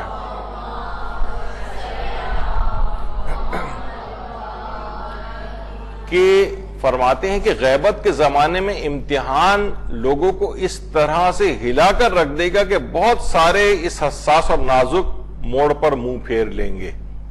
یہ جو زمانہ ہے، ابھی تو ہم بڑے ویسے کہ اچھے خاندانی ماحول کے اندر رہ رہے ہیں، لیکن اب اگر لوگوں نے اس کی پرواہ نہیں کی تو آہستہ آہستہ یہ کام کرنا شروع ہو چکا ہے۔ میڈیا ہاتھوں میں، ہر ایک کے جو سوشل میڈیا جو ہے ہاتھوں کے اندر ہے، امام زمانہ کے خلاف خوب تقریریں بھی ہو رہی ہیں، بیانات لوگوں کے آ رہے ہیں، شبہات پیدا کیے جا رہے ہیں، اور مختلف اسکالرز کی طرف سے بھی ایسا ہونے لگا ہے۔ تو یہ غیبت کا زمانہ، یہ امتحان کا زمانہ ہے، یہ لوگوں کو ہلا کر رکھ دے گا۔ یعنی غیبت کا طولانی ہونا یہ لوگوں میں شکوک و شبہات کو جو ہے وہ جنم دینے کا ایک باعث جو ہے، یعنی جو زمانے میں انحرافات پھیلانے والے لوگ ہیں ان کو بھی بہت موقع مل جاتا ہے کام کرنے کا۔ تو اس میں بہت چوکنا اور حساس لوگوں کو رہنا چاہیے، اور اپنی اولادوں اور آنے والے افراد کی جو ہے بہت پرواہ کرنی چاہیے۔ امام محمد باقر علیہ السلام بھی فرماتے ہیں اللہ کی قسم تمہیں آزمایا جائے گا اے شیعو، اے آل محمد کے شیعو، بالکل اسی طرح جس طرح سرمے کی بہت تھوڑی مقدار آنکھ میں باقی رہ جاتی ہے، کیونکہ سرما لگانے والا یہ تو جان لیتا ہے کہ سرما اس کی آنکھ میں داخل ہوا ہے، لیکن کب سرما اس کی آنکھ سے غائب ہو گیا اسے پتہ بھی نہیں چلتا۔ اسی طرح تم میں سے ایک شخص صبح کرے گا جبکہ وہ ہماری شریعت پہ ہوگا، شام ہوتے ہی وہ ہماری شریعت سے خارج ہو جائے گا، اور شام ہماری شریعت پہ ہوگا اور صبح ہوتے ہی اس سے خارج ہو جائے گا۔ مقصد یہ سوشل میڈیا ہاتھ میں ہے، کسی چرب زبان فرد کی کوئی گفتگو اس نے امام زمانہ کے خلاف سنی، پتہ چلا اس کا ایمان متزلزل ہو گیا، رات تک شریعت پہ تھا، اگلے دن صبح اٹھا تو شکوک و شبہات سے ایمان سے باہر چلا گیا، صبح کے وقت ایسا ہوا تو شام کو اس طرح سے ہو گیا، یعنی بہت اس کا ایمان اس انداز سے متزلزل ہونے والا ہوگا۔ اور کہا کہ جس طریقے سے آنکھوں میں سرما لگایا، یہ تو ہوتا ہے کہ سرما گیا ہے لیکن اس کے بعد کچھ پتہ ہی نہیں چلتا سرما کہاں چلا گیا، اسی طریقے سے ایمان بھی غائب ہو جائے گا۔ تو بہت کوشش رہنے کی ضرورت ہے، اور بہت زیادہ اپنے آپ کو اس میں رکھنے کی ضرورت ہے کہ ہم خود بھی اس سے محفوظ رہیں، اور نگاہ رکھیں کہ ہماری اولادیں اور آنے والی جو نسلیں ہیں وہ بھی ان فتنوں سے محفوظ رہیں۔ اور یہ بھی فرمایا کہ مہدی کی غیبت میں اس کی امامت پر ثابت قدم رہنے والے سرخ معدن سے بھی زیادہ کامیاب ہوں گے، یعنی بہت ہی کم مقدار میں جو ہے وہ افراد رہ جائیں گے جو امام کی اس کے اوپر باقی رہیں گے، ان کی امامت کے اعتقاد کے اوپر۔ تو بہت زیادہ اس سے اپنے آپ کو تمام چیزوں سے آگاہ رہنے کی بھی ضرورت ہے، اور ان تمام اسپیکر سے خاص طور پر، اور دیکھیں کہ نوجوان ان کے ہاتھوں میں کیا ہے، وہ کن کی گفتگو سن رہے ہیں، کنٹروورشل چیزیں جو ہے نوجوان بہت زیادہ سن رہے ہیں، اور اصل جو حقیقی جو دروس ہیں اور جو علماء کی جو باتیں ہیں وہ امام زمانہ کے متعلق نہیں ہیں، اور صرف شبہات ایجاد کیے جا رہے ہیں۔ تو شبہات جہاں پر بھی ایجاد ہوں، اب کوئی بھی آپ دیکھیں کوئی اسپیکر ہو جو صرف شبہات کو ایجاد کر رہا ہو اور جواب نہیں دے رہا ہو، سمجھ جائیں کہ یہ انحراف پیدا کر رہا ہے، یعنی شبہات کی ایجاد ہو رہی ہے لیکن جواب اس کا نہیں دیا جا رہا ہے۔ اور یہ بھی فرمایا کہ یقیناً امام مہدی کی غیبت کے زمانے میں ان کے دین سے جڑا رہنا ایسے ہی ہے جیسے قطعات کانٹے دار درخت سے کانٹوں کو ہاتھ سے نکالنا، یعنی کتنا مشکل کام ہے یہ، تو اس کا اتنا ہی مشکل کام ہے یہ قطعات جو ایک سمجھیں کانٹوں والا ایک وہ ہوتا ہے یا اس میں انسان ہاتھ داخل کرے اور اس کے بعد یعنی بغیر زخمی ہوئے اس کا ہاتھ وہاں سے نکل نہیں سکتا ہے. یعنی اتنا مشکل ہو جائے گا آخری زمانے میں اپنے ایمان کو بچانا. جو چوتھے امام بھی کہتے تھے کہ آخری زمانے میں ایمان کو بچانا ایسے ہی ہے جیسے یعنی آگ کو ہاتھ پہ لے کر رکھنا. یعنی اتنا مشکل ہو جائے گا ایمان کو بچانا اپنے. تو بہرحال یہ تمام چیزیں ایسی ہیں. اور کہا گیا کہ آخری زمانے میں وہی تمام افراد خوش نصیب ہوں گے جو کہ امام زمانہ کی امامت کے عقیدے کے اوپر باقی رہیں گے. یعنی یہ خصوصیت کے ساتھ یہ بات کہی گئی. اور پھر بہت سارے علماء کی جو استفتاحات ہیں, کیونکہ میرے پاس وقت نہیں ہے اور ٹائم بالکل ختم ہونے والا ہے, اس وجہ سے تیزی کے ساتھ اس کو مکمل کروں کہ آخر ہمارے اس دور میں جو ہم خود کو جو قابل بنانے کی بات ہو رہی ہے تو اس میں اہم ترین چیز کیا ہے, ہم کیسے اپنے آپ کو اس قابل بنائیں. لوگ سوچتے ہیں کہ قابل بنانے کے معنی کو بہت کوئی ایسی عجوبہ چیز بتائی جائے گی آپ کو کہ جو آپ اچھا یہ والا کام کریں تو گویا آپ امام زمانے کے قابل بن گئے. تمام علماء نے آیت اللہ بشیر نجفی سے پوچھا گیا کہ ہماری کیا ذمہ داری ہے, پوری دنیا فتنہ انگیزیوں میں جبکہ بھر چکی ہے. انہوں نے فرمایا ہماری ذمہ داری ہے کہ ہم دین اور تقوی کو اختیار کریں. خصوصاً دینی طالب علموں کے لیے ضروری ہے کہ دین اور تقوی کو اپنا شعار بنائیں اور لوگوں کو بھی اس کی ترغیب دینے تبلیغات کریں اور صراط مستقیم کی طرف رہنمائی کریں اور اپنے انفرادی اور اجتماعی معاملات کو اسلام کی روح سے انجام دیں. یعنی جو ہم یہ سوچ رہے ہوتے ہیں نا کہ جب کسی سے ذکر کریں بھائی تقوی اختیار کرو, گناہوں سے بچو, تو کہتے ہیں کہ یہ وہی مولویانہ پرانی باتیں کر رہے ہیں. ارے بھائی دنیا کہاں سے کہاں چاند پہ پہنچ گئی اور آپ وہی ابھی تک باتیں لے کے بیٹھے ہوئے.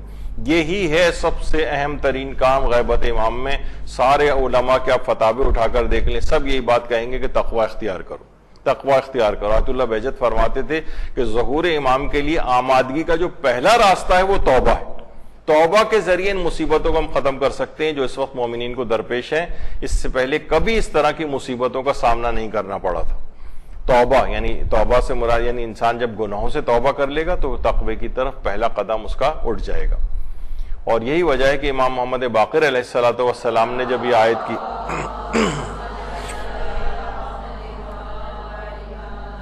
اس آیت کریمہ کا جب ان سے پوچھا گیا کہ یا ایھا الذین آمنوا اصبروا وصابروا ورابطوا واتقوا اللہ لعلکم تفلحون, اے صاحبان ایمان صبر کرو, ایک دوسرے کو صبر کی تلقین کرو اور رابطہ برقرار رکھو.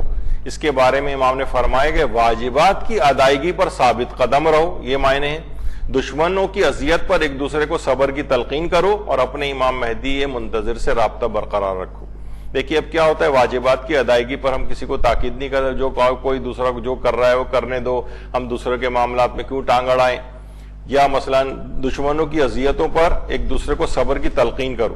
یہ نہ ہو لوگ عام طور سے بھڑک کے, اگر آپ ابھی بھی دیکھیں کتنا سانحہ جو ہے وہ راولپنڈی میں ان جگہوں کے اوپر جو ہے وہ ہوا, مسجد میں بم دھماکہ. اب جتنے بھی ہم سوشل میڈیا کے پوسٹ پڑھ رہے ہیں, لوگ تمام علماء کو برا بھلا کہہ رہے ہیں, تمام قائدین کو برا بھلا کہہ رہے ہیں. یعنی یہ کیا ہے کہ اس موقع پر ایک دوسرے کو صبر کی تلقین کرنے کے بجائے دشمن کی اذیتوں میں انسان اپنے لوگوں کے خلاف گفتگو کرنا شروع کر دیتا ہے. ذرا سا کہیں جنگ کے بادل ہو اور جناب طاغوتی طاقتیں جو ہے وہ کرنے لگیں اور کچھ نقصان پہنچا دیں تو جو ہے فوراً لوگ جو ہے وہ حکومت اسلامی کو مثلا برا بھلا کہنا شروع کر دیتے ہیں, یا مثلا رہبر کو برا بھلا کہنا شروع کر دیتے ہیں. تو یہ کیا ہے کہ دشمنوں کی اذیتوں پر ایک دوسرے کو صبر کی تلقین کرو. یعنی ان کے اندر نا امیدی نہ آنے دو. یہ نہ ہو کہ ذرا جنگ کے بادل منڈائیں تو لوگ فوراً کہتے ہیں ارے بھائی ایسا نہیں کرنا چاہیے تھا اور فلاں راہ تلاش کر لینی چاہیے تھی اور یوں ان کی بات مان لینی چاہیے تھی وغیرہ. تو بہرحال اس طرح سے اپنے امام زمانے سے اپنے رابطے کو بھی برقرار رکھو. یعنی ان آیات کی انداز کی تشریح یہ ائمہ نے خود کی کہ واجبات کی ادائیگی پر ثبات قدم ہونا چاہیے, دشمن کی اذیتوں پر ایک دوسرے کو صبر کی تلقین کرو اور اپنے امام مہدی منتظر سے رابطہ برقرار رکھو.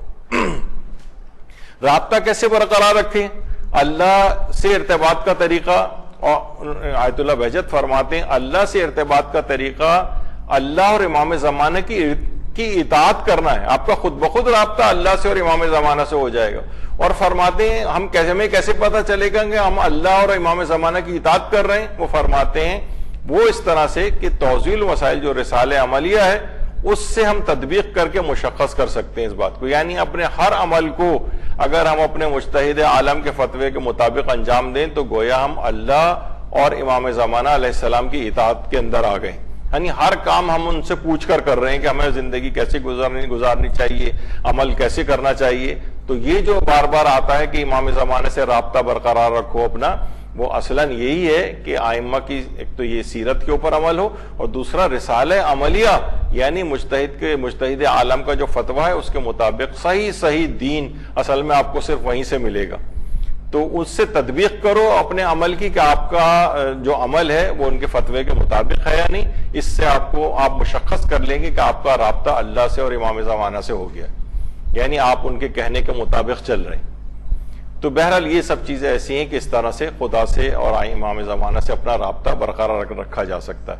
یہاں لوگوں کو فتوے کی بات کرو, یہاں لوگوں کو مسائل شریعہ کا کہ فقہی مسائل کی بات کرو تو لوگ بالکل حقارت کے ساتھ کہ ارے یہ فقہی احکام, یہ کیا فضول باتیں آپ لے کے بیٹھ گئے. ہاں کوئی بڑے کرنٹ افیئرس کے متعلق گفتگو کریں آپ, اور جو ہے نا وہ اخباری خبروں کو جو ہے زیر بحث لے کر آئیں, وہ بھی اپنی جگہ ضروری ہوتے ہیں. لیکن اگر اصلاً جو آپ کی جو فریضہ ادائیگی کا ہوتا ہے اس سلسلے میں وہ انہی طریقوں سے آپ کو پتہ چل سکتا ہے کہ آپ اپنے مجتہد کے فتوے کے مطابق اپنی زندگی گزاریں تو گویا خود بخود اللہ کی اور امام زمانے کی اطاعت اس کے اندر ہو رہی ہے. اور یہی بات آقا سیستانی نے بھی اپنے ایک فتوے میں اس بات کا جو ہے ذکر کیا ہے کہ سب سے آخر میں اگر آ جائیں کیونکہ اتنا وقت نہیں, میں پورا نہیں پڑھوں گا. فرماتے ہیں ہماری ذمہ داری ظہور سے پہلے یہ ہے کہ فقہا کی ہدایت کے مطابق شرعی احکام پر عمل کریں, اور ظہور کے بعد ہماری ذمہ داری خود امام زمانہ مقرر فرمائیں. ظہور میں آپ جب تک ظہور نہیں ہو جاتا, وہ فرماتے ہیں کہ ہماری ذمہ داری ظہور سے پہلے یہ ہے کہ فقہا کی ہدایت کے مطابق شرعی احکام پر عمل کریں. شرعی احکام پر عمل آپ کرتے جائیں, اپنے ہر عمل کو مجتہد کے فتوے سے کے مطابق انجام دیں, یہ آپ کی ذمہ داری. اور جب امام زمانہ علیہ السلام آ جائیں گے تو وہ خود ہی آپ کی ذمہ داری متعین فرما دیں گے کہ آپ کو کیا کرنا ہے. اس کی بات کی اس وقت دیکھی جائے گی. ابھی آپ کا فریضہ زمانہ غیبت میں یہی ہے. اچھا اب دیکھیے ابدال, یہ پوچھا گیا آیت اللہ حافظ بشیر نجفی سے کہ وہ مرتبہ جس پر پہنچنے والوں کو ابدال کہا جاتا ہے ان تک پہنچنے کا راستہ کیا ہے. دیکھیے امام زمانہ علیہ السلام جو اس دنیا میں اپنا ایک سسٹم اور ایک نظام برقرار رکھا ہوا ہے, تو کچھ علماء نے اس کی کچھ توجیحات بھی سمجھایا ہے کہ وہ کس انداز سے ہوتا ہے. تو وہ یہ فرماتے ہیں کہ دیکھیے پہلے عام مومنین کا گروہ ہوتا ہے, پھر صالحین کا گروہ ہوتا ہے, صالحین کے بعد نوجبا کا گروہ ہوتا ہے, نوجبا کے بعد ابدال کا گروہ ہوتا ہے, ابدال کے بعد اوتاد ہیں, اور اوتاد کے بعد قطب یعنی امام زمانہ علیہ السلام. اللہم صلی علی محمد وعلی محمد. اچھا قطب تو امام زمانہ علیہ السلام جس طریقے سے دنیا کو خیمے سے تشبیہ دی گئی جس میں ایک مین وہ ستون جس کے اوپر خیمہ قائم ہوتا ہے وہ امام زمانہ علیہ السلام ہے, وہ قطب کہلاتے ہیں. اور وہ تنابیں جس سے وہ خیمہ قائم ہوتا ہے وہ اوتاد ہیں. اس کے اندر کچھ انبیاء ہیں, حضرت خضر ہیں, حضرت الیاس ہیں, اس طرح 3-4 جو ہے حضرت ادریس ہیں, اور اس طرح سے کچھ انبیاء کے نام آتے ہیں. اس کے بعد ابدال ہے, یہ ایک خاص ایک جماعت ہے, کچھ روایت میں کہ 40 افراد پر مشتمل ایک جماعت ہے جو امام زمانہ علیہ السلام کے ساتھ رہتی ہے. اور ابدال کے بعد جو ہے وہ نوجبا آتے ہیں.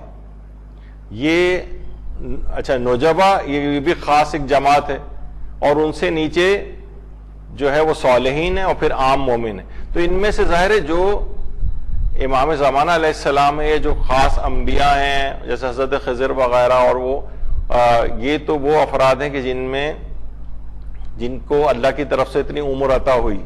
لیکن جو باقی اور ہیں جیسے ابدال ہیں یا مثلا نوجبا اور صالحین ہیں, یہ تو معجزہ ان کا تو نہیں ہے کہ ان کی عمر امام زمانہ جتنی ہو.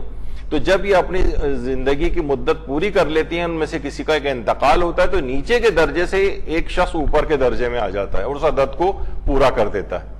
یعنی صالحین میں سے کسی کا اگر انتقال ہوا تو عام افراد میں سے جو اس لیول کے ہوتے ہیں وہ اوپر کے درجے میں آ جاتے ہیں، نوجبا میں سے کسی کا ہوتا ہے تو صالحین سے نوجبا میں چلے جاتے ہیں، اوتاد میں سے کسی کا انتقال ہوتا ہے تو نوجبا میں سے اوپر جو ہے ابدال میں چلے جاتے ہیں۔ تو اب ان سے پوچھا گیا کہ جو ابدال تو ایک بڑا لیول ہے امام زمانہ کے، جو بڑے خاص الخاص افراد جو ہیں اس تک پہنچنے کا کوئی رستہ ہے؟ ہم کیسے ان جیسے خصوصیات پیدا کر کے ہم بھی ابدال میں شامل ہو جائیں؟ تو آقائے حافظ بشیر نجفی نے فرمایا کہ تقوی کے علاوہ اس کا کوئی راستہ نہیں۔ دیکھیے پھر وہی بات آ گئی کہ امام زمانہ کی غیر موجودگی میں یعنی ان کی غیبت میں یعنی ہماری جو ذمہ داری ہے وہ یہی ہے تقوی اختیار کریں، اور فرماتے ہیں اس کو کسی شریف النفس اور صاحب فہم عالم کی رہنمائی اور ہدایت سے مکمل کیا جائے تاکہ وہ عالم انسان کو تقوی کے التزام کی طرف رہنمائی کرے اور اس کو بتائے کہ وہ کیسے اپنے نفس کو پاک و پاکیزہ کر سکتا ہے۔ اور یہ ساری چیزیں کوششیں علم، عمل اور تدبر کی محتاج ہیں، یعنی ایسا نہیں ہے کہ اتنے بڑے مقام تک وہ ایسے ہی پہنچ جائے گا، ابدال بن جائے گا، بڑے پروسیس سے اس کو گزرنا پڑے گا، تزکیہ نفس کے، علم کے، تدبر پہ کوشش اسے مستقل کرنا ہوگی۔ اچھا، اب یہ جو 313 افراد کا بھی تذکرہ آتا ہے اس کے متعلق بھی سوال ہوا کہ اپنی صفات اور اجتماعی مراکز کے ذریعے امام کے ذریعے پہچانے جائیں گے جو 313 اصحاب امام ہوں گے۔ تو انہوں نے جواب دیا کہ ہم اس بات کا اندازہ نہیں لگا سکتے کہ کیسے پہچانے جائیں گے، البتہ ہاں وہ تمام متقی ہوں گے، پرہیزگار ہوں گے، باعظمت اور امام کے حقیقی فرما بردار ہوں گے۔ یہ وہ صفات ہیں جو ان سب میں ہوں گی، البتہ اس کے علاوہ اور کون سی صفات ہوں گی ان کا روایت میں تذکرہ نہیں۔ جس بات کا تذکرہ ہے وہ یہ ہے کہ سب کے سب انتہائی متقی و پرہیزگار اور باعظمت افراد ہوں گے۔ یعنی یہ جو 313 افراد کے متعلق اس کے متعلق بھی وہ کافی اس کے اندر ملتا ہے کہ اس پہ بھی ہماری ایک گفتگو یہاں پر 313 کا جو عدد ہے اس کے متعلق ہو چکی، لیکن اب اتنا وقت نہیں ہے اس کا۔ تو بہرحال اگر کوئی اس میں شامل ہونا چاہے تو اس کے لیے بہرحال راہ کھلی ہوئی ہے اور وہ اس مقام تک اپنے آپ کو لے جا سکتا ہے جس کا اولین سب سے پہلی چیز یہ کہ وہ تقوی و پرہیزگاری اس کو حاصل کرنی۔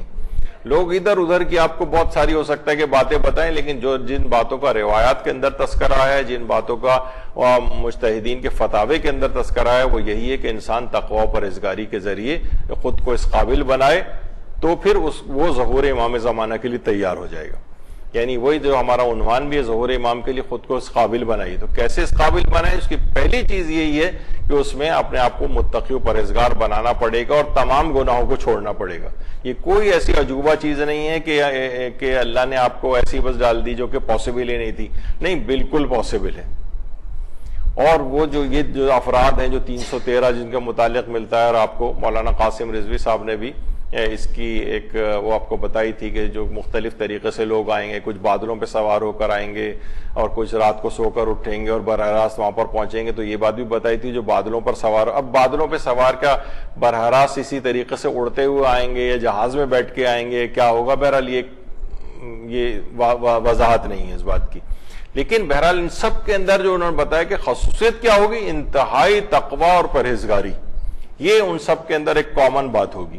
تو بہرحال یہ والا جو ہے ہر شخص کے لیے اللہ نے کھول رکھا ہے۔ یہ ایسا نہیں ہے کہ تقوی و پرہیزگاری مکمل طور پہ اختیار کر لے تو کوئی نہ کوئی مقام اس کو حاصل ہو سکتا ہے۔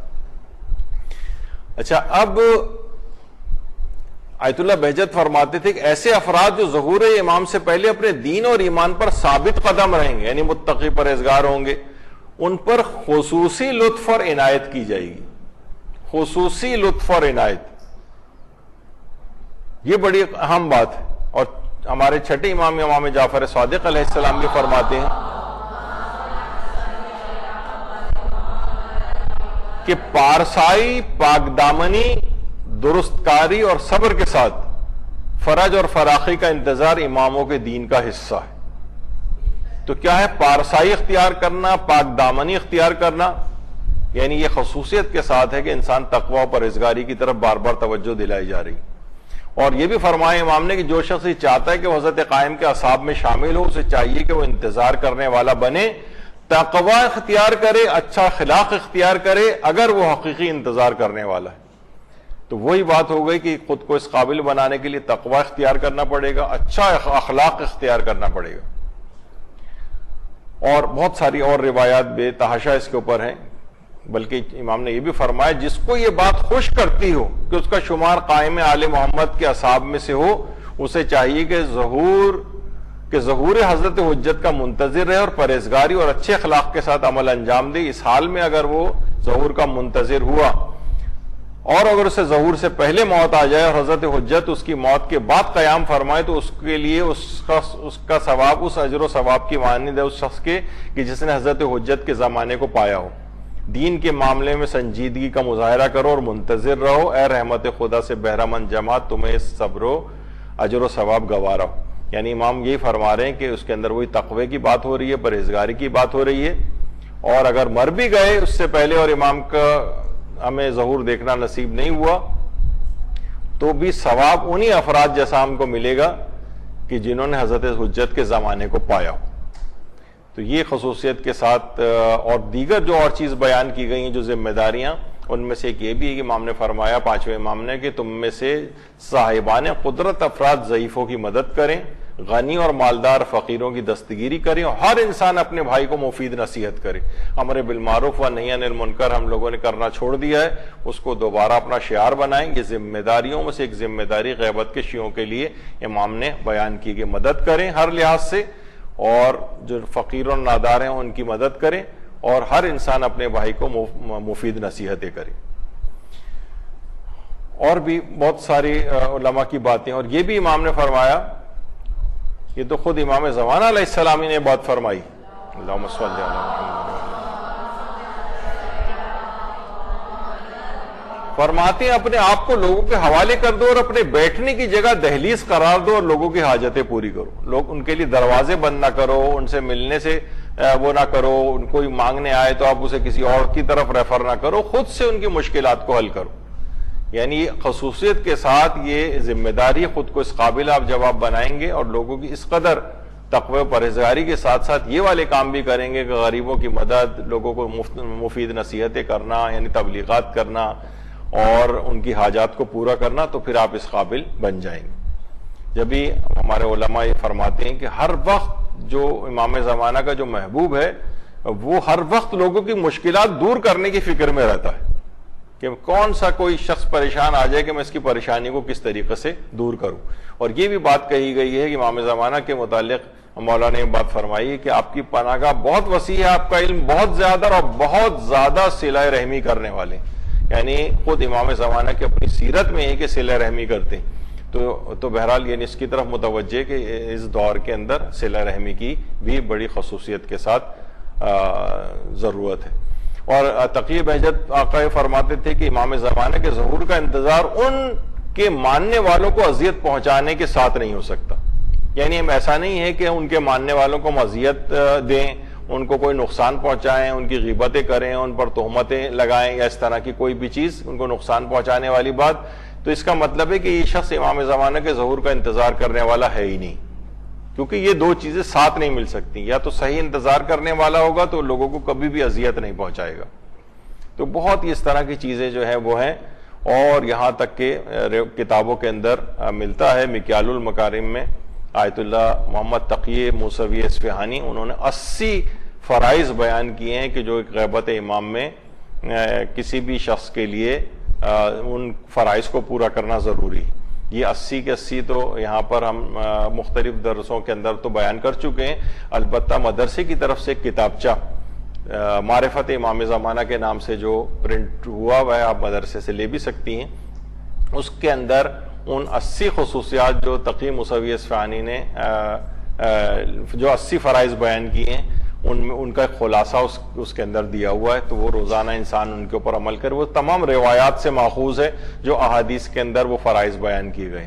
تو بہرحال جس کے اندر سب سے اولین یہی ہے کہ تقوی و پرہیزگاری اور اخلاق کو بہتر بنانا۔ بس یہاں پر اگرچہ ابھی آدھی سے زیادہ گفتگو باقی تھی لیکن ٹائم پتہ نہیں کہاں چلا گیا، لیکن انشاءاللہ اس کے بعد جب اگلی ہماری نشست ہوگی، کیونکہ رمضان بہت قریب ہے، استقبال رمضان کے لحاظ سے ہوگی، اور پھر رمضان کے اپنے احکامات ہیں، پھر اس میں شب قدر ہے اور بہت سارے اور ایونٹس ہیں، ان پہ انشاءاللہ ہماری گفتگو جاری رہے گی۔ تو بس اس دعا کے ساتھ کہ پروردگار عالم اپنی اس حجت کے ظہور میں جلد سے جلد تعجیل فرمائے، اور ہمیں امام زمانہ علیہ الصلوۃ والسلام کے ادنیٰ ترین خدمت گزاروں میں شامل فرمائے، اور جو ذمہ داریاں ہماری غیبت میں بنتی ہیں ہمیں ان کا علم حاصل کرنے کی اور اس کے مطابق عمل کرنے کی بھی توفیق عنایت فرمائے۔ وصلی اللہ علی محمد وآلہ الطیبین الطاہرین۔ درود بھیجیے محمد۔